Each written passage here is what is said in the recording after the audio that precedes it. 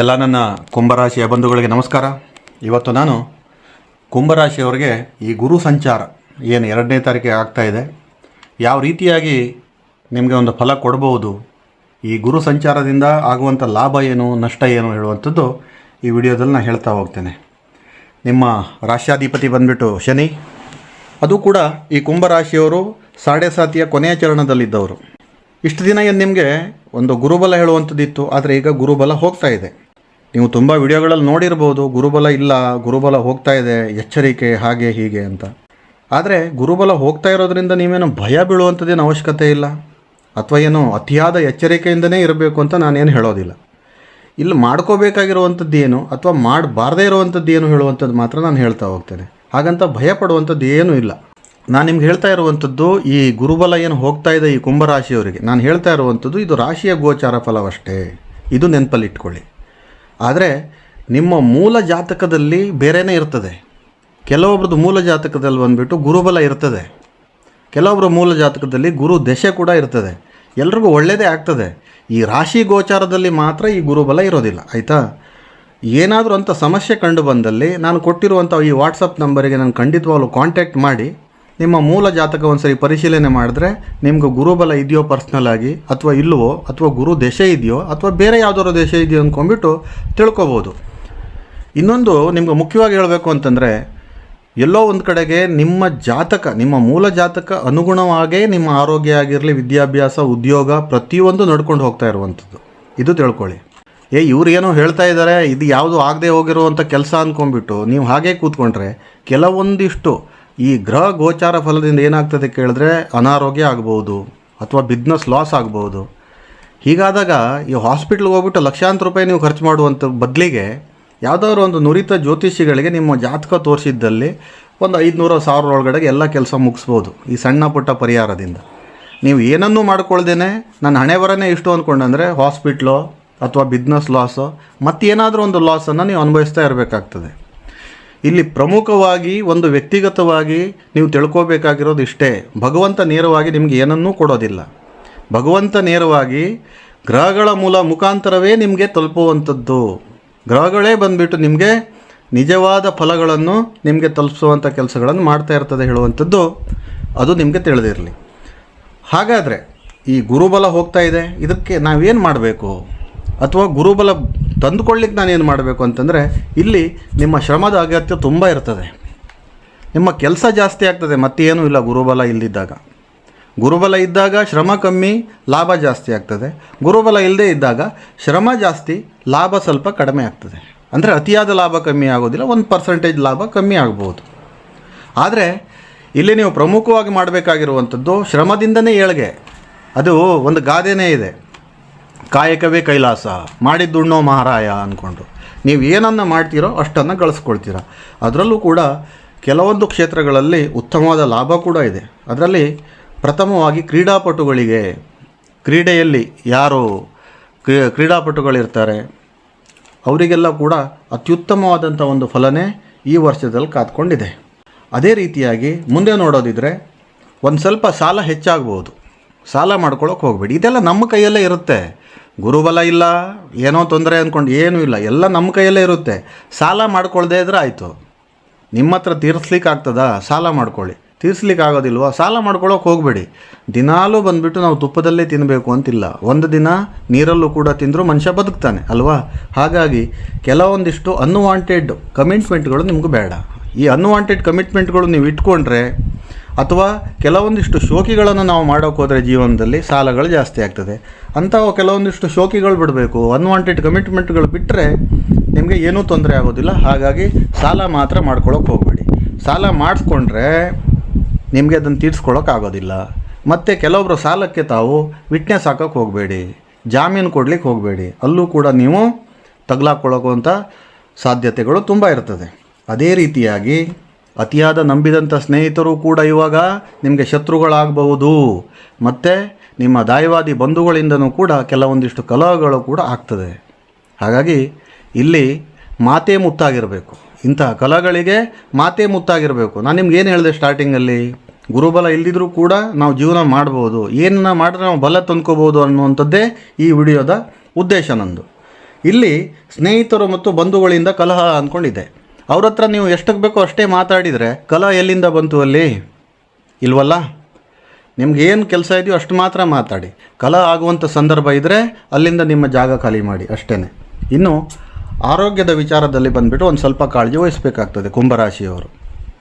ಇದಕ್ಕೇನು ಮಾಡಬೇಕು ಕೇಳಿದರೆ, ಪ್ರತಿದಿನ ವ್ಯಾಯಾಮ, ವಾಕಿಂಗು ಇಂಥವೆಲ್ಲ ಮಾಡಿದರೆ, ಅಥವಾ ಮಿತವಾದಂಥ ಒಂದು ಆಹಾರ ಸೇವನೆ ಮಾಡುವಂಥದ್ದು, ಜಂಕ್ ಫುಡ್ಗಳನ್ನು ಬಿಟ್ಟುಬಿಟ್ರೆ ಇದಕ್ಕೂ ಕೂಡ ನೀವು ಕಡಿವಾಣ ಹಾಕ್ಬೋದು. ಕಾಳಜಿ ತೊಗೊಂಡಲ್ಲಿ ಇದಕ್ಕೇನು ತೊಂದರೆ ಆಗೋದಿಲ್ಲ. ಇನ್ನು ಉದ್ಯೋಗದಲ್ಲಿ ಉತ್ತಮ. ಇಲ್ಲಿ ಏನು ಸಾಡೆ ಸಾತಿ ಕೊನೆಯ ಚರಣದಲ್ಲಿ ಇದ್ದಾಗಲೂ ಕೂಡ ನಿಮ್ಮ ರಾಶ್ಯಾಧಿಪತಿ ಶನಿ ಯಾವತ್ತಿದ್ರೂ ಕೂಡ ಕರ್ಮಕ್ಕೆ ಬೆಲೆ ಕೊಡುವವನು, ಮೋಸಕ್ಕಲ್ಲ. ನಿಮ್ಮ ಕರ್ಮ ಉತ್ತಮವಾಗಿದ್ದರೆ ಶನಿ ಸಾಡೆ ಸಾತಿ ಇದ್ದರೂ ಕೂಡ ಕರ್ಮಕ್ಕೆ ಬೆಲೆ ಕೊಟ್ಟೇ ಕೊಡ್ತಾನೆ. ನಿಮ್ಮ ಉತ್ತಮ ಕಾರ್ಯಗಳಿಗೆ ಯಾವುದೇ ರೀತಿಯಾದಂಥ ಒಂದು ತೊಂದರೆ ಆಗೋದಿಲ್ಲ. ಹಾಗಾಗಿ ನಿಮ್ಮ ಉದ್ಯೋಗ ಸ್ಥಿರವಾಗಿರುತ್ತದೆ. ಉದ್ಯೋಗದಲ್ಲಿ ಉತ್ತಮವಾದಂಥ ಏಳಿಗೆ ಕೂಡ ಸಿಗ್ತದೆ. ಅದರಲ್ಲಿ ಒಂದು ಹೆಸರು ಕೂಡ ತಾವು ಮಾಡುವಂಥವ್ರು ಆಗ್ತೀರಾ. ಇನ್ನು ಒಂದು ಸ್ವಲ್ಪ ನಿಮ್ಮ ಕಾರ್ಯಕ್ಷೇತ್ರಗಳಲ್ಲಿ, ಸಮಾಜದಲ್ಲಿ ಅಥವಾ ಸ್ನೇಹಿತರ ಜೊತೆಗೆ ಮಾತಿನಲ್ಲಿ ಸ್ವಲ್ಪ ಜಾಗ್ರತೆ ಇರಬೇಕು. ನಿಮ್ಮ ಮಾತು ಮುತ್ತಾಗಿರಬೇಕು. ಮುತ್ತು ಉದುರಿದ್ರೆ ಹೋಯಿತು, ಗೊತ್ತಲ್ವ ನಿಮಗೆ? ಹಾಗಾಗಿ ಮಾತಿನಲ್ಲಿ ಸ್ವಲ್ಪ ಜಾಗ್ರತೆ ಇದ್ದಲ್ಲಿ ಯಾವುದೇ ರೀತಿಯಾದಂಥ ತೊಂದರೆ ತೊಡಕುಗಳು ಆಗೋದಿಲ್ಲ. ಇನ್ನು ಕೆಲವೊಂದಿಷ್ಟು ಸಭೆ ಸಮಾರಂಭಗಳಲ್ಲಿ ಅಥವಾ ನಿಮ್ಮ ನೆಂಟರಿಷ್ಟರ ಮನೆಗೆ ಹೋದಾಗ ಅಥವಾ ನಿಮ್ಮ ಸ್ನೇಹಿತರ ಮನೆಗೆ ಹೋದಾಗ ಅವಮಾನ ಅಥವಾ ಅಪವಾದ ಎರಡೂ ಬರಬಹುದು. ಹಾಗಾಗಿ ಇಂತಹ ಸಂದರ್ಭ ಬಂದಲ್ಲಿ, ಇಂತಹ ಸಂದರ್ಭ ಬರುವಂಥ ಸ್ಥಳಗಳಿಗೆ ತಾವು ಹೋಗದೇ ಇರುವಂಥದ್ದೇ ವಾಸಿ ಹೇಳುವಂಥದ್ದು ನನ್ನ ಭಾವನೆ. ಕೆಲವೊಂದಿಷ್ಟು ಪಿತ್ರಾರ್ಜಿತ ಆಸ್ತಿಗಳಿರ್ತದೆ. ಈ ಪಿತ್ರಾರ್ಜಿತ ಆಸ್ತಿ ಅಂದ್ಕೊಂಡು ಬಂದಾಗ ನಾನು ಒಂದು ಮಾತು ಹೇಳಬೇಕಾಗ್ತದೆ. ನಿಮ್ಮ ತಾತಂದಿರೋ ಅಥವಾ ನಿಮ್ಮ ಹಿಂದಿನ ಪೀಳಿಗೆಯವರು ಅವರು ಮಾಡಬೇಕಾದ್ರೆ, ಆಸ್ತಿ ಮಾಡಬೇಕಾದ್ರೆ ಅಷ್ಟೊಂದು ವ್ಯಾಜ್ಯ ಮಾಡ್ಕೊಂಡ್ರೋ ಇಲ್ಲೋ ಗೊತ್ತಿಲ್ಲ. ಆದರೆ ಅದೇ ಪಿತ್ರಾರ್ಜಿತ ಆಸ್ತಿಯನ್ನು ನೀವು ಹಂಚ್ಕೋಬೇಕಾದ್ರೆ ದೊಡ್ಡ ದೊಡ್ಡ ಕಲಹಗಳು ಮಾಡ್ಕೊಳ್ತಾ ಇರುವಂಥದ್ದು ಅದು ವಿಪರ್ಯಾಸವೇ ಸರಿ ಅನಿಸ್ತದೆ. 1 ಫೀಟ್ ಹೆಚ್ಚೋ 1 ಫೀಟ್ ಕಮ್ಮಿನೋ ಶೇರ್ ಬೆರೆಸ್ಕೊಂಡು ತಾವು ಆಸ್ತಿಯನ್ನು ಭಾಗ ಮಾಡ್ಕೊಳ್ಳೋದು ಉತ್ತಮ. ಇಲ್ಲ ಅಂದರೆ ವ್ಯಾಜ್ಯದ ಸಾಧ್ಯತೆಗಳೂ ಇರ್ತದೆ. ಇನ್ನು ಈ IT ಸೆಕ್ಟರ್ಗಳಲ್ಲಿ ಕೆಲಸ ಮಾಡುವಂಥವ್ರಿಗೆ ಒಂದು ಸ್ವಲ್ಪ ವರ್ಕ್ ಪ್ರೆಷರ್ ಜಾಸ್ತಿ ಆಗ್ಬೋದು, ಟೆನ್ಷನ್ಗಳು ಜಾಸ್ತಿ ಆಗಬಹುದು. ಹಾಗಾಗಿ ಒಂದು ಸ್ವಲ್ಪ ಉದ್ಯೋಗನ ನೋಡಿಕೊಂಡು ನೀವು ಮಾಡುವಂಥದ್ದು ಉತ್ತಮ. ಇನ್ನು ಮಹಿಳೆಯರ ವಿಚಾರಕ್ಕೆ ಬಂದರೆ ಉದ್ಯೋಗದಲ್ಲಿ ಉತ್ತಮವಾಗಿರ್ತದೆ. ಮಹಿಳೆಯರಿಗೆ ಏನೂ ತೊಂದರೆ ಆಗೋದಿಲ್ಲ. ಅವರ ಉದ್ಯೋಗ ಸ್ಥಿರವಾಗಿರ್ತದೆ, ಸೀಮಿತವಾಗಿರ್ತದೆ, ಅಷ್ಟೊಂದು ಪ್ರೆಷರೂ ಕೂಡ ಇರೋದಿಲ್ಲ. ವಿಶೇಷವಾಗಿ ಕುಂಭರಾಶಿಯ ವಿದ್ಯಾರ್ಥಿಗಳ ಬಗ್ಗೆ ಬಂದರೆ, ವಿದ್ಯಾರ್ಥಿಗಳಿಗೆ ಈ ಗುರು ಸಂಚಾರ ಉತ್ತಮವಾಗೇ ಇದೆ. ವಿದ್ಯಾಭ್ಯಾಸದಲ್ಲಿ ಯಾವುದೇ ರೀತಿಯಾದಂಥ ತೊಂದರೆ ಇಲ್ಲ. ಗುರು ಬಲ ಇಲ್ಲ ಅಂತಂದರೂ ಕೂಡ ವಿದ್ಯಾರ್ಥಿಗಳಿಗೆ ಗುರು ಎಂದೂ ಕೆಟ್ಟದ್ದನ್ನು ಮಾಡೋದಿಲ್ಲ. ಇದನ್ನು ಅರ್ಥ ಮಾಡ್ಕೊಳ್ಳಿ. ಗುರು ಹೆಸರಲ್ಲೇ ಇದೆ. ಗುರುದೇವ ಅಂತಂದರೆ ನಿಮ್ಗೆ ಪಾಠ ಮಾಡೋರಿಗೂ ನೀವು ಗುರುಗಳೇ ಅಂದ್ಕೊಂಡೇ ಕರಿತೀರ. ಅದೇ ರೀತಿಯಾಗಿ ಗ್ರಹನೂ ಕೂಡ ಅಷ್ಟೇ, ವಿದ್ಯಾರ್ಥಿಗಳಿಗೆ ಉತ್ತಮವಾದಂಥ ಫಲನೇ ಕೊಡ್ತದೆ. ಹಾಗಾಗಿ ಯಾವುದೇ ರೀತಿಯಾದಂಥ ತೊಂದರೆ ಇಲ್ಲ. ಅದೇ ರೀತಿಯಾಗಿ ಈ ರಾಜಕಾರಣಿಗಳ ವಿಚಾರಕ್ಕೆ ಬಂದರೂ ಕೂಡ ರಾಜಕಾರಣಿಗಳಿಗೂ ಕೂಡ ಅಷ್ಟೇ ಉತ್ತಮವಾಗಿರುವಂಥದ್ದು. ತಾವು ಸಮಾಜದಲ್ಲಿ ಮಾಡುವಂಥ ಕೆಲಸಗಳನ್ನು ಕಟ್ಟುನಿಟ್ಟಿನ ಶಿಸ್ತಿನಿಂದ ಮಾಡಿದ್ದಲ್ಲಿ ನಿಮ್ಮ ಹೆಸರು ಉತ್ತುಂಗಕ್ಕೆ ಹೋಗುವಂಥ ಸಾಧ್ಯತೆಗಳು ಇದೆ. ಕಷ್ಟ ಎಲ್ಲರಿಗೂ ಇರುತ್ತದೆ, ಎಲ್ಲ ಕ್ಷೇತ್ರಗಳಲ್ಲೂ ಇರ್ತದೆ. ನಾವು ಮಾಡುವಂಥ ಕಾರ್ಯ ಚೆನ್ನಾಗಿದ್ದಾಗ ಯಾವುದೇ ರೀತಿಯಾದಂಥ ಕಷ್ಟ ಆ ಭಗವಂತ ನಿಮ್ಮ ಹತ್ರ ಬರಲಿಕ್ಕೆ ಬಿಡೋದಿಲ್ಲ. ಇದನ್ನು ಮಾತ್ರ ನೆನಪಲ್ಲಿ ಇಟ್ಕೊಳ್ಳಿ. ಆದಷ್ಟು ಅನ್ನದಾನ, ಒಂದು ಸ್ವಲ್ಪ ವಸ್ತ್ರದಾನ ಮಾಡುವುದನ್ನು ಮಾಡ್ಕೊಳ್ಳಿ. ನಿಮ್ಮ ಹತ್ರ ಸಾಧ್ಯ ಆದರೆ ಮಾತ್ರ, ನೀವು ಮಾಡಿ ಅಂದ್ಕೊಂಡು ನಾನು ಹೇಳೋದಿಲ್ಲ. ನಿಮ್ಮ ಹತ್ರ ಸಾಧ್ಯ ಆದರೆ ಅನ್ನದಾನ ಮಾಡಿ. ಅಥವಾ ಕೆಲವೊಂದಿಷ್ಟು ಅನ್ನ ಸಂತರ್ಪಣೆ ಮಾಡುವಂಥ ಕ್ಷೇತ್ರಗಳಲ್ಲಿ ತಮ್ಮ ಕೈಲಾದಷ್ಟು ಒಂದು ಕಾಣಿಕೆಯನ್ನು ಹಾಕಿ, ಕಾಣಿಕೆಯನ್ನು ನೀಡಿ ಖಂಡಿತವಾಗಲೂ ಕೂಡ ಇದಕ್ಕೆಲ್ಲ ಪರಿಹಾರ ಹೇಳುವಂಥದ್ದು ಸಿಗ್ತದೆ. ಇನ್ನು ಈ ಕುಂಭರಾಶಿಯ ಬಿಸ್ನೆಸ್ಮೆನ್ಗಳ ವಿಚಾರಕ್ಕೆ ಬಂದರೆ ಒಂದು ಸ್ವಲ್ಪ ಏರುಪೇರು ಆಗ್ತದೆ. ಇಷ್ಟು ದಿನ ಗುರುಬಲ ಇತ್ತು ನಿಮಗೆ, ಸಡನ್ನಾಗಿ ಗುರು ಪರ್ಯಟನೆ ಆದಾಗ ಏನಾಗ್ತದೆ ಕೇಳಿದ್ರೆ ಒಂದು ಸ್ವಲ್ಪ ಏರುಪೇರು ಆಗ್ತದೆ. ಈ ಗ್ರಾಫ್ ಲೆವೆಲ್ಲು ಅಪ್ ಡೌನ್ ಆಗ್ತಾನೆ ಹೋಗ್ತದೆ. ಅದರಲ್ಲಿ ಸ್ವಲ್ಪ ನೀವು ನೋಡ್ಕೊಂಡ್ಬಿಟ್ಟು ವಿತ್ ಪ್ಲ್ಯಾನ್ ನೀವು ನಿಮ್ಮ ಬಿಸ್ನೆಸ್ಸನ್ನು ಮಾಡ್ಕೊಂಡೇ ಹೋದಲ್ಲಿ ಇದು ಕೂಡ ನೀವು ಪರಿಹರಿಸ್ಕೋಬೋದು. ಏನೂ ತೊಂದರೆ ಆಗಲಿಕ್ಕಿಲ್ಲ.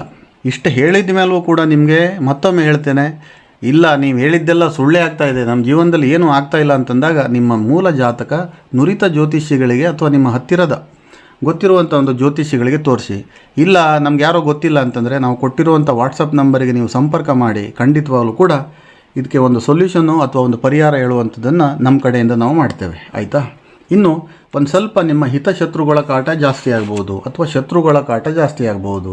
ಆತ್ಮೀಯರೇ ನಿಮ್ಮ ಶತ್ರುಗಳಾಗುವಂಥ ಭಾಗ್ಯ ಕೂಡ ನಿಮಗಿದೆ. ಅರ್ಥ ಆಯ್ತಲ್ವಾ? ನಿಮ್ಮ ಆತ್ಮೀಯರೇ ನಿಮಗೆ ಶತ್ರುಗಳಾಗುವ ಭಾಗ್ಯ ಕೂಡ ಇದೆ. ಹಾಗಾಗಿ ಯಾರ ಜೊತೆ ಎಷ್ಟಿರಬೇಕೋ ಅಷ್ಟಕ್ಕೆ ಇಟ್ಕೊಂಡ್ರೆ ನಿಮ್ಮ ಜೀವನ ಸುಗಮವಾಗಿರ್ತದೆ. ಇದು ತಾವು ದಯವಿಟ್ಟು ಗಮನವಿಟ್ಟು ಕೇಳಬೇಕಾಗಿರುವಂಥದ್ದು. ಕಾನೂನಿನ ವಿಚಾರದಲ್ಲಿ ಅಜಾಗರೂಕತೆ ಬೇಡ. ಕುಂಭರಾಶಿಯವರು ಯಾರೆಲ್ಲ ಬಂದುಬಿಟ್ಟು ಕೋರ್ಟ್ ಕೇಸ್ ನಡೆಸ್ಕೊಂಡು ಹೋಗ್ತಾ ಇರುವಂಥವ್ರು ಅಥವಾ ಮುಂದೆ ಕೋರ್ಟ್ ಮೆಟ್ಲು ಹತ್ತಲಿಕ್ಕೆ ರೆಡಿ ಆಗ್ತಾ ಇರುವಂಥ ವ್ಯಕ್ತಿಗಳು ಕೆಲವೊಂದು ವಿಚಾರಕ್ಕೆ, ಎಲ್ಲರೂ ಅಂತಲ್ಲ, ಕೆಲವೊಂದಿಷ್ಟು ವ್ಯಕ್ತಿಗಳಿಗೆ, ಹಾಗಾಗಿ ಒಂದು ಸ್ವಲ್ಪ ತೊಂದರೆಗೆ ಈಡಾಗುವಂಥ ಸಾಧ್ಯತೆಗಳು ಜಾಸ್ತಿ ಇರ್ತದೆ. ಇನ್ನು ಮೆಡಿಕಲ್ ವಿಭಾಗಗಳಲ್ಲಿ ಯಾರೆಲ್ಲ ಕೆಲಸ ಮಾಡ್ತಿರಲ್ಲ, ಡಾಕ್ಟರ್ ಆಗಿರ್ಬೋದು, ನರ್ಸ್ ಆಗಿರ್ಬೋದು, ಲ್ಯಾಬ್ ಟೆಕ್ನಿಷಿಯನ್ ಆಗಿರ್ಬೋದು, ಅಥವಾ ಹಾಸ್ಪಿಟಲಲ್ಲಿ ವರ್ಕ್ ಮಾಡುವಂಥ ಪ್ರತಿಯೊಬ್ಬ ಸ್ಟಾಫ್ ಆಗಿರ್ಬೋದು, ಅವರಿಗೆ ಅತಿ ಉತ್ತಮವಾಗಿದೆ. ಹಾಗಾಗಿ ನಿಮ್ಮ ಕೆಲಸವನ್ನು ಶ್ರದ್ಧೆಯಿಂದ ಮಾಡಿ ಖಂಡಿತವಾಗಲೂ ಕೂಡ ಏಳಿಗೆ ಹೇಳುವಂಥದ್ದು ಇದರಲ್ಲಿ ಸಿಗ್ತದೆ. ಇನ್ನು ವಿಶೇಷವಾಗಿ ಕುಂಭರಾಶಿಯವರಿಗೆ ಒಂದು ಸ್ವಲ್ಪ ಕೋಪ ಜಾಸ್ತಿ ಆಗುವಂಥದ್ದಾಗ್ತದೆ. ಈ ಸಂದರ್ಭದಲ್ಲಿ ಒಂದು ಸ್ವಲ್ಪ ಕೋಪ ಜಾಸ್ತಿ ಆಗ್ತದೆ. ಯಾಕೆ ಅಂತಂದರೆ ಈ ಗುರುಬಲ ಇದ್ದಾಗ ಸುಗಮವಾಗಿ ನಿಮ್ಮ ದಾರಿ ಸಾಕ್ಕೊಂಡು ಹೋಗ್ತಾ ಇತ್ತು. ಅಲ್ಲಿ 7.5 ಕೊನೆ ಚರಣ ಇದ್ದರೂ ಕೂಡ ಗುರುಬಲ ಇದ್ದಾಗ 7.5 ಅಷ್ಟೊಂದು ಇಫೆಕ್ಟ್ ನಿಮ್ಗೆ ಕೊಟ್ಟಿಲ್ಲ ಕೆಲವರಿಗೆ. ಹಾಗಾಗಿ ನಿಮಗೆ ಒಂದು ನಿಧಾನಗತಿಯತ್ತ ಆದರೂ ಕೂಡ ಒಂದು ಪ್ರಗತಿಯತ್ತ ಹೋಗ್ತಾ ಇತ್ತು. ಸಡನ್ಲಿ ಒಂದು ಸ್ವಲ್ಪ ಅಪ್ ಆ್ಯಂಡ್ ಡೌನ್ ಬಂದ ಕೂಡಲೇ ಕೋಪ ಜಾಸ್ತಿ ಆಗ್ತದೆ. ನಮ್ಮ ತಾಳ್ಮೆನೂ ಕೂಡ ನಾವು ಕಳ್ಕೊಳ್ತೀವಿ ಅಲ್ವಾ?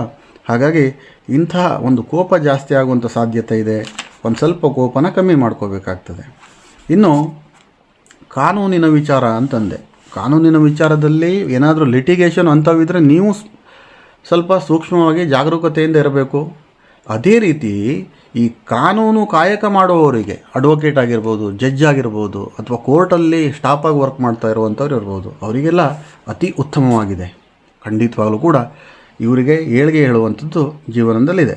ಅದು ಗಂಡಾದರೂ ಬಂತು, ಹೆಣ್ಣಾದರೂ ಬಂತು. ಹಾಗಾಗಿ ಇಷ್ಟು ದಿನ ಗುರುಬಲ ಇತ್ತು, ಈಗ ಹೋಗ್ತಾ ಇದೆ.